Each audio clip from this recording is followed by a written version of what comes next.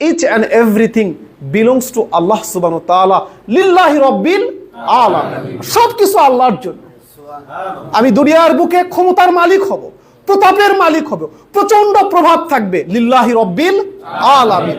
আমি অনেক বেশি টাকার মালিক হব, কোটি টাকার মালিক হব, ফ্যাক্টরি থাকবে, গার্মেন্টস থাকবে, শিল্পপতি হয়ে যাব, গাড়ি ব্যবহার করব, বিল্ডিং বানাবো, স্কুল বানাবো, মাদ্রাসা বানাবো, হসপিটাল বানাবো, মানুষ হাজার কোটি টাকার মালিক হব, লিল্লাহি রাব্বিল আলামিন। আমি দারিদ্রতাকে মেনে নিব, আমি না খেয়ে থাকবো, লিল্লাহি রাব্বিল আলামিন। আমি কারাগারে যাব, লিল্লাহি রাব্বিল আলামিন। আমি বিচারে বসবো আল্লাহর জন্য। আমি মানুষের খেদমত করব আল্লাহর জন্য।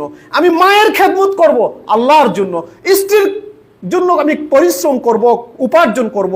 সন্তানকে আমি বড় করব, তাকে শিক্ষিত করব, তাকে চাকরি দিব, লিল্লাহি রাব্বিল আলামিন।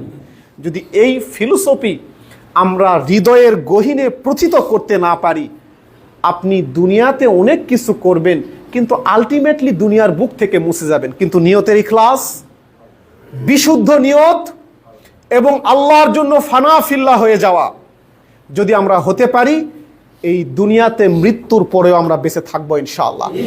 আমার স্ত্রীর জন্য খরচ আমার জন্য সাদগায়ে জারিয়া হয়ে যাবে, আমার সন্তানের জন্য আমার পেরেশানি সাদগায়ে জারিয়া হয়ে যাবে, আমার ক্ষমতা আমার জান্নাতের কারণ হয়ে যাবে, আমার ব্যবসা আল্লাহর জন্য হয়ে যাবে, আমার উপার্জন আল্লাহর জন্য হয়ে যাবে।